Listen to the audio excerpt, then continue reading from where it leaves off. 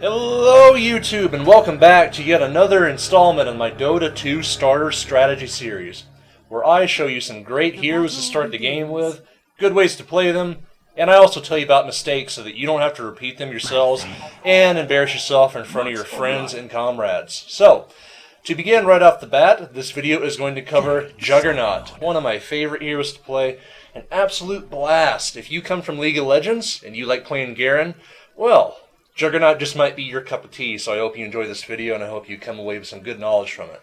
And right away, I do want to say, please disregard my in-game screen name in this particular video. Let's just say I lost a bet, and actually, yeah, let's just leave it at that. I lost a bet. So, anyway, let's go ahead and quickly cover our lane matchups, and then I'm going to start talking about Juggernaut's skill build, potential items, and just how this game is going to go in general and what my overall strategy is going to be. So, top lane, we have myself with the Venomancer. This is an extremely strong lane, which I'm going to cover after I talk about the rest of the setup here. It looks like we have a solo Brewmaster here as well, so this is going to be kind of rough for him. He's going to have a really hard time getting in here and getting any farm. Venomancer and Juggernaut have an overwhelming lane presence, as you're going to see as the video proceeds. Looks like middle lane, we're going to have a Silencer versus a Viper.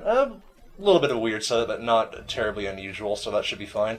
The enemy team is going to have an Enigma in the jungle. In bottom lane, we're going to have a Riki and a Jakiro against a Weaver and a Wisp. So some pretty cool lane setups here. I especially kind of like this Wisp-Weaver setup. I'm kind of wondering how that's going to work together. Don't really know if I like it particularly well, but anyway.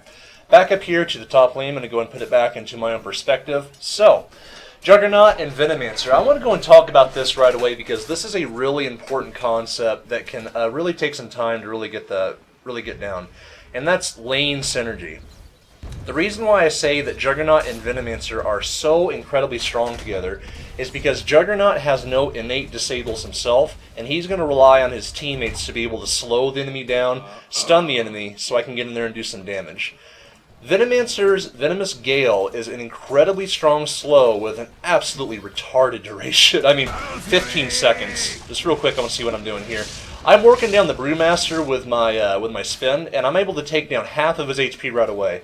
I noticed that whenever he started the lane, he only had one set of tangos on him. This is a mistake. I really don't like his setup here, especially if you're going to be doing a solo lane, guys. You got to have more regen than this. Venomancer's Gale does go down. Unfortunately, my Blade Spin is on cooldown, but that's okay. See, we're forcing him back, and he's going to have to use probably 2 of these tangos just to be able to get back into the lane safely. Anyway, back to what I was saying. Venomancer's Venomous Gale is absurdly strong, and whenever he gets this off, let's say the Brewmaster was like right here, and I'm able to go ahead and get off my Blade Spin, that's probably going to be a dead hero. And by the way, if you're wondering why I started the game with so much money and how I have a Stout Shield and a Quelling Blade and quite a bit of regen, I actually randomed this game. It's actually questionable if I should have bought a Boots of Speed right off the bat. I'm not saying to do this regularly. That's very, very situational. Typically, you do not want to start with Boots. But whenever you random and you're playing a lane like Juggernaut and Venomancer, yeah, you can probably get away with doing stuff like that.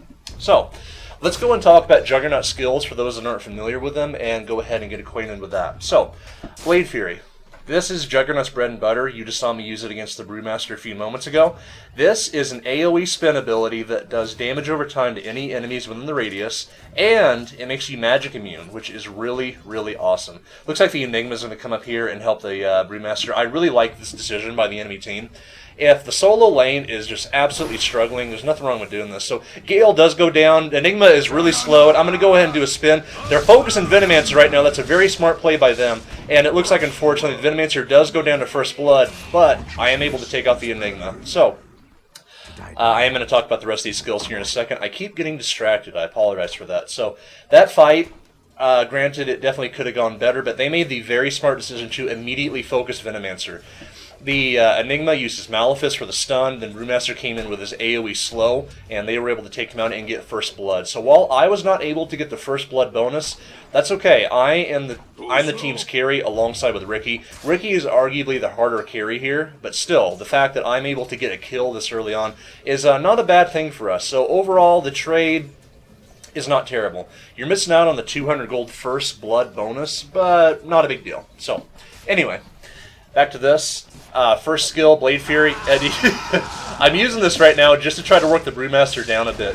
You can see that at this time he has no regen left whatsoever. He's going to be forced out of lane. The only way he's going to be able to stay here is if he picks up a little bit more gold and picks up his Ring of Health. That's it. That's his only choice. Looks like he is going for a Bracer, which he's going to bring to himself, but he fails to pick up any regen whatsoever. Really don't like this decision. If he is going to pick up a Bracer, which is a good item, don't get me wrong, but he's got to pick up some regen to be able to stay in the lane here. Looks like we might be thinking of doing something here. No, probably not. Okay, so pretty safe. Juggernaut's second skill, Healing Ward. This is a really good skill, guys, but I do not level this up for quite some time, and I'll talk about Juggernaut's skill build after I go through the rest of these as well. Juggernaut's Healing Ward is... it's a really odd skill because typically you don't see these kind of skills on carries. This is an AoE healing ability that heals a percentage of max health per second. This is also one of the reasons why I choose not to level this up until later in the game. Sorry about that. Had to turn my fan off. I want as little background noise as possible. So the Healing Ward, while it is good, I don't recommend picking this up until quite a bit later in the game. Situationally, sometimes, but overall, skip this. Skip this for quite some time. Juggernaut's third skill, Blade Dance, is very simple. Gives you a chance to crit. Gives you a chance for double damage. Scales from 15% at level 1 to 35% at level 4. This is going to be Juggernaut's second skill that I max, and obviously picking up his ultimate whenever I can. So, really good Gale going down by the Venomancer. Looks like a guaranteed kill on the Enigma here. We also force Brewmaster to pop his ultimate. Looks like I might be in a little bit of trouble here. The Earth Spirit does get a stun off on me. I pop a Tango to try to keep my health up, and it looks like I am going to be just fine here. So, that worked out. Good play by the Venomancer, by the way. If he would not have gotten that Gale off, I absolutely would not have gotten that kill on the Enigma. And it looks like he's going to get yet another one off on the Brewmaster here. So I'm trying to get up here, and there we go. Good. Took him out as well. You'll notice what I did there is I chose not to just auto-attack kill the Brewmaster. I knew that I had to use my Blade Fury, because otherwise Brewmaster would have done his Thunderclap, I would have been slowed, and we would have not have gotten the kill. So absolutely worth using my ability there to do this. I'm going to talk specifically about why I've skilled the way I have after I finish talking about his ultimate. Omni Slash. This is a really, really good ultimate, guys. What this does is that you're going to go ahead and do a series of jumps throughout its duration. Starts at 3 jumps at level 1, 9 jumps at level 3, and it's going to do 175 to 250 damage per jump.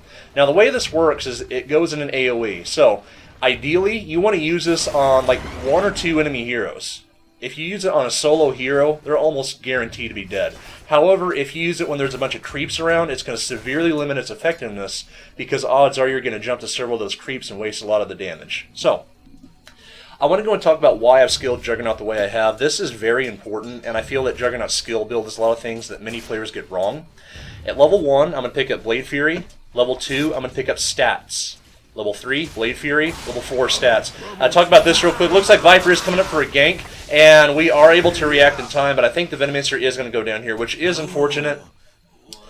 The Viper made a very good decision there by go ahead and using his ultimate on Viper. I was magic immune during that entire fight. I'm going to bring myself a couple of items here. Let's see what I decided to pick up. I'm going to go and finish my phase boots, and I'm going to pop a clarity potion. I want to go and get my mana back up. So they're doing a lot of damage to our tower here. I think we really pissed somebody off, and they're actually choosing to focus this top lane because we can get them so much trouble. Good reaction by the enemy team. I don't quite feel terribly safe going in on this just yet. And, matter of fact, if the tower gets low enough, I definitely am going to want to deny this. Looks like they are definitely trying to keep up the pressure. Venomancer is coming back to the lane. I'm going to go ahead and Blade Fury, try to clear this wave out a bit. Again, really important point to point out here is the fact that I'm magic immune during that blade spin. That's very, very important. If I wasn't magic immune there, it's obvious I would have been dead. I would have been stunned, I would have been slowed, Viper wouldn't have been able to keep up the chase, and I absolutely would have been gone there. So, definitely not something you can do on every hero, but a very, very good part of Juggernaut. So, back to the skill build. Level 1, actually, something's going to happen here too. Really good Gale going down by the Venomancer is going to prevent them from diving back on me. He hits both Viper and the Brewmaster with that. A lot of action this game. I apologize, guys. I really want to continue talking about the skill build, but I also want to discuss the team fights and why I'm making certain decisions the way that I am. So, really good Gale by the Venomancer there. You notice that it went directly through Go and switch back to free camera. It went directly through right here, and it caught both the Viper and the Broodmaster as they were coming in for a gank. So we're going to have 4 guys up top here now. Looks like Viper does use his ultimate on me, but I think I'm going to be safe here. Unfortunately, the Vindmancer is in a lot of trouble. I'm going to choose to try to focus the Weaver down. He is going to die. I might be in a little bit of trouble here, but I think I'm going to be able to get away from this. So backing off, I am going to go ahead and use my salve that I picked up earlier in the game, get myself back up to almost full life. Yep, these guys are definitely pissed off. They really want some action. And what happened there was the Wisp used its ultimate to come up here and try to harass us. I really want to deny this tower, and yes, I am going to be able to do so. So got fairly lucky there, I do have to say. The Enigma was attacking it along with a few of his Eidolons, but I was able to get the last hit and deny our tower.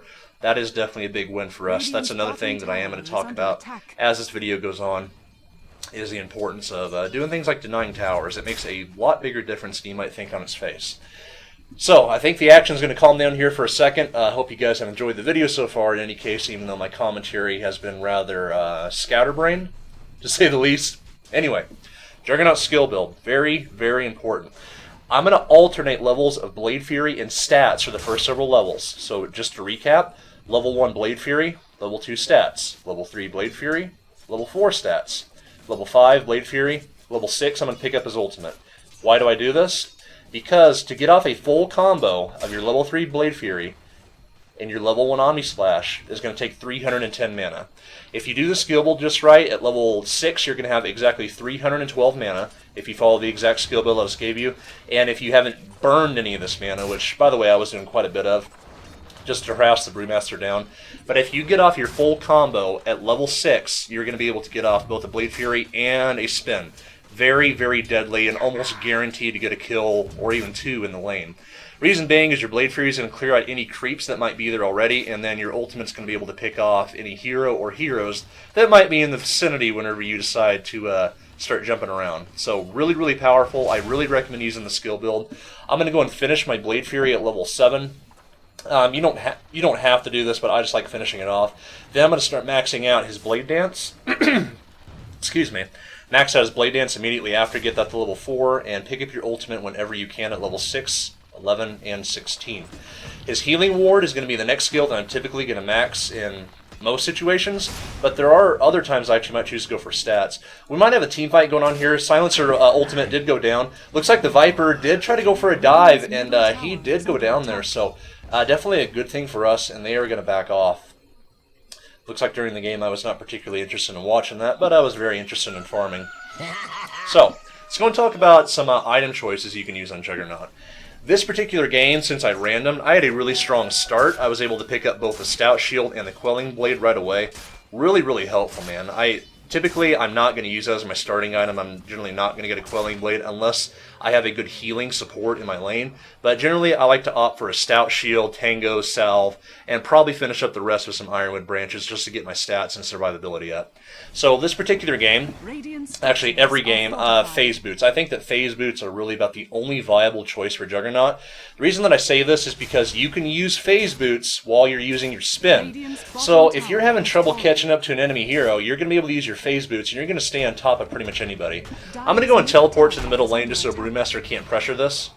I'm going to choose to farm this lane instead. Top lane is plenty pushed out. There wasn't much that I can do back up there anyway, so it's going to be a lot safer for me to TP here and also defend the lane. This is also why it's very, very important to make sure you keep a teleport scroll on you at all times. Looks like we're doing well in the bottom lane, so that's definitely good. Good job by my team there. Okay. This game and most games, I really, really like Battle Fury on Juggernaut, and I'm very, very close to finishing it already.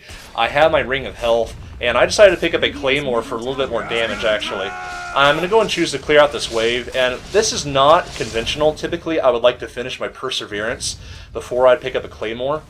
This particular game, though, I felt like I was actually ahead enough that I was going to go for a little bit more aggressive setup.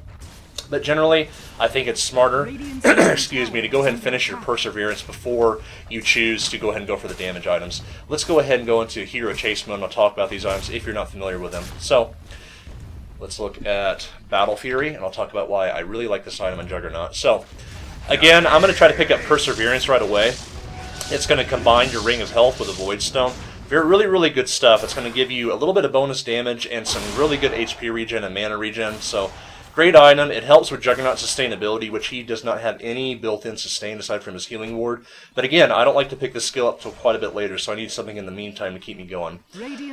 Battle Fury is awesome. Battle Fury allows you to cleave in an AoE. This item is extremely strong on heroes that have a built-in critical strike, because whenever you cleave in an AoE, it's going to go ahead and cleave the damage from your critical strike as well. That is really important and super helpful. Also, whenever you're using your ultimate, you are going to get in auto attacks between some of your jumps if your attack speed is high enough.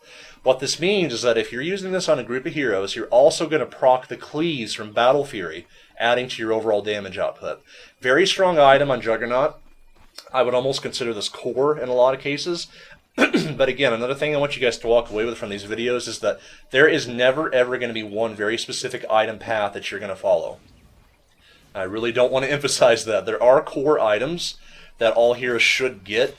Like, say, for example, I feel that Phase Boots is absolutely core on Juggernaut. Because otherwise, your Blade Fury is honestly kind of useless unless you have, a Venomancer right there with you all the time. You're going to have to pick up these boots just to be able to make your Blade Fury worth its while. But other than that, there's never any one set skill build and item build. So, moving on from that, I'm going to go in the jungle, start farming up a little bit. I'm very close to finishing my Battle Fury. That's whenever things are going to get kind of ridiculous, and I'm going to really start farming well. A lot of people, they don't regard Battle Fury as, the best DPS teamfight item, and I agree, it's not. It's not really intended for that. It's an extremely strong farming tool, but for heroes that do benefit greatly from AoE attacks, it's good. It's really good. Say, for example, on Faceless Void, if you're able to catch a couple people inside your Chronosphere, yeah, your Battle Fury is going to boost your overall damage output a lot. A whole lot. Huge amount, actually, if you get off a really good one. And Juggernaut, for reasons that I've given, it's really helpful for him as well. And it's also just generally good on heroes that need some good built-in sustain. This Perseverance is such a good item. And you can see my HP regen is quite good. My mana's back up to full already. If I did not have this item, I definitely would not be, my values would not be capped out right now. I definitely would not have full health, full mana. Very good stuff. So, looks like we are kind of preparing for a team fight here. Both teams are kind of, we're kind of hanging out near the top of the map right now, so I would not be terribly surprised if we saw something go down just about any time here. I have almost finished maxing out my Blade Dance, and that, I'm going to finish my Battle Fury at just about the same time. So what that means is that I'm really going to start doing some heavy damage. By the way, the reason that I don't pick up levels in this early, I've talked about this in earlier videos as well, but I'm going to reiterate after we watch this team fight. So these guys are definitely looking to fight here, and I'm moving up into position. Our Ricky's going to be there. He's going to be able to get off a good smoke cloud and ensure we have a really good silence going on. So we're going to go ahead and engage Ice Path going down. I'm going to go ahead and use my ultimate on the entire team. Get off a really good kill on the Wisp. Goes down immediately. I'm using my Blade Storm to make sure that I can't be stunned. Good Black Hole from the Enigma going down. Catches 4 of us within it, but they just don't have enough damage to back this up. Brewmaster goes down as well. I'm going to chase after the Weaver. Weaver's definitely gone. Not worth chasing him anymore. Let's see if we can go ahead and finish off the Enigma. And he is definitely in a lot of trouble. He's being slowed by the Venomancer auto attack, and Curse of the Silence really going to be hurting him. And yeah, he is definitely going to go down here. So, really good team fight, good team play there. The silence from Ricky ensured that the enemy was not going to be able to use their abilities immediately. Whenever I use my ultimate, by the way, you are invulnerable while this is going. While you're in the air, nothing is going to affect you. Not even Faceless Void's Chronosphere is going to affect you while you're using this Omni Slash. So, whenever I was doing that, I immediately popped my Blade Fury right after. Reason being is I don't want any kind of slows, AoE slows or stuns affecting me. Enigma's Black Hole will still affect me, but things like Brewmaster's Clap, Wisp's Tether, and Viper's Auto Attack Slow are not going to affect me. So very good stuff to remember, and very important whenever you get in team fights with Juggernaut. This is effectively a built-in BKB. This is also why BKB is generally not an item that you will get on Juggernaut. You can disregard it. There might be some cases where, yeah, it might be useful. This game is absolutely not one of them. That is a very situational item. I do have my Battle Fury finished, which always feels so good, man. God, I love it whenever I finish this thing. And you're going to see just how ridiculous the farm gets now. So, you can see I'm doing cleave damage to my attacks, and whenever you crit, it's going to cleave that damage. So you can see that I'm going to be able to clear out this jungle incredibly fast. Not only that, but the added regen ensures I can stay in the jungle and farm this for literally as long as I want. You know, if the game is being fairly passive, there's not a lot of pushing by the enemy team going on, I'm not worried about being out-carried. This game I'm really not. I'm not up against like a Faceless Void, an Anti-Mage, or a Morphling. I'm not really all that concerned about the Viper or the Weaver out-carrying me here, especially considering we have a Riki on the team as well. So, not going to worry about that. Excuse me. I am going to go ahead and ditch the jungle for the time being, and I'm going to choose to push in the top lane. I feel like at this point, the enemy team, well, we do have the same tower advantage, but I'm going to go and try to push this. So, going to ditch the jungle for a bit. I generally don't like farming all game. I don't find that all that much fun, but if you do, I tell you, Battle Fury is the item for you. So, come into here, and very important you try to last hit towers. Very, very important. You'll notice that I gained 253 bonus gold on top of the 200 gold that I normally got for getting that tower. So that is a huge jump in gold for me. Really, really important to remember this stuff. Let's go and talk about a prior thing I said I was going to discuss. Just how important doing things like denying towers are. Actually, after this happens, Viper is way out of position here. Damn. Good ultimate target. Wisp was completely alone. You saw how incredibly fast Wisp died. Reason being is because if you use your ultimate on a single target, you're only going to jump onto that target. Really, really important to remember that. If it's in the middle of a creep wave, generally you're not going to want to use your ultimate. You're going to want to wait till those creeps die. Otherwise, you're going to, excuse me, you're going to waste your jumps. Really important to remember that stuff.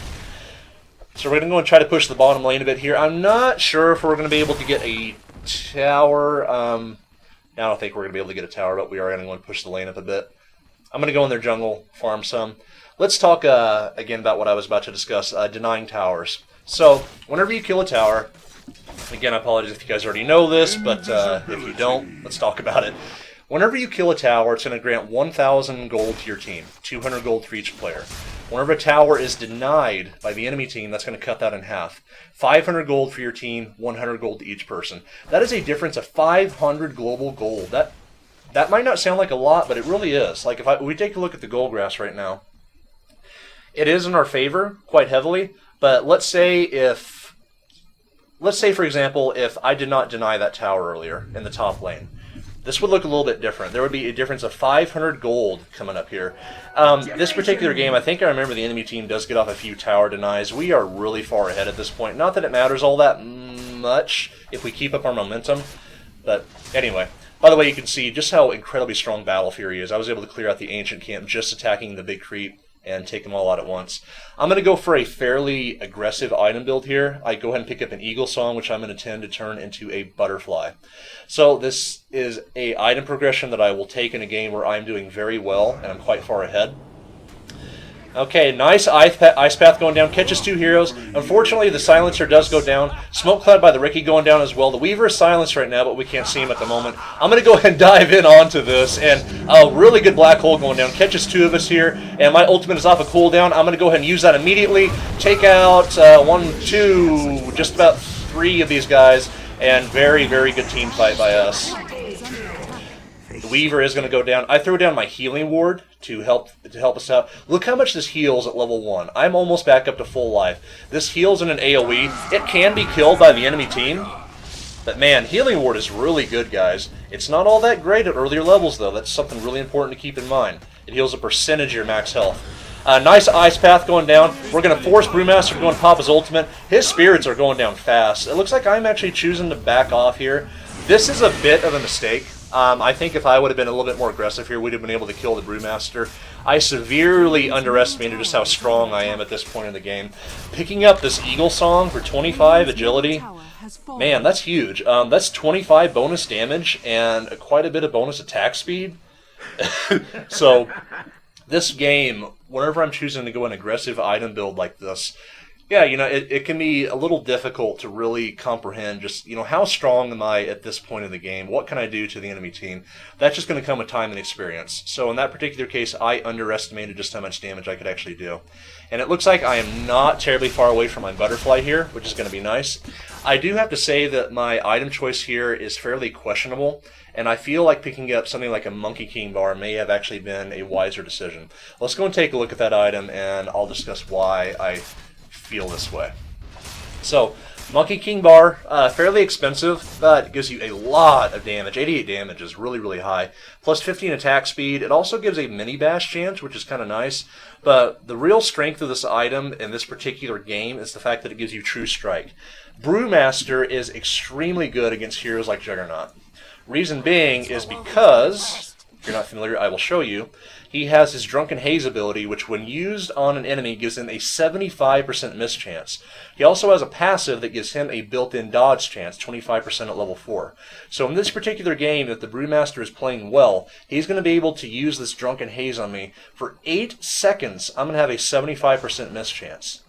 If I pick up Monkey King Bar, that's not going to affect me whatsoever, and I am always going to hit whether or not I'm affected by the Drunken Haze.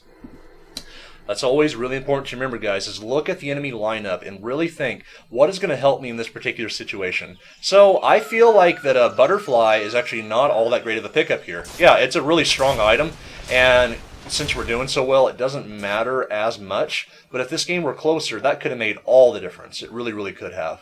So I'm going to bring my Butterfly to me. I see we're getting in a little bit of a situation here. I'm trying to get up here as fast as I can. I really, really want to pick up my item. I don't want the courier to die. I am going to go ahead and go in on this. I'm going to use my ultimate immediately, and that's doing a ton of damage to these guys. They are all going to go down. This is going to be an absolute wipe.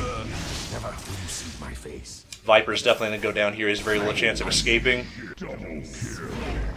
Okay, Weaver's going to get away. Not a big deal, though. We took out 3 of them in exchange for 1 of us. Yeah, like Ricky says, that was absolutely worth it. You can really see just how strong Juggernaut's ultimate is, guys. It is so strong.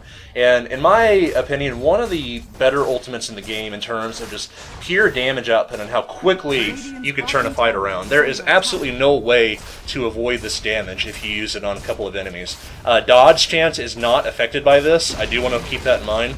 So if the Brewmaster does use the Drunken Haze on me, it does not affect Omni Slash. Omni Slash will always hit. There's only a few things in the game that can prevent this.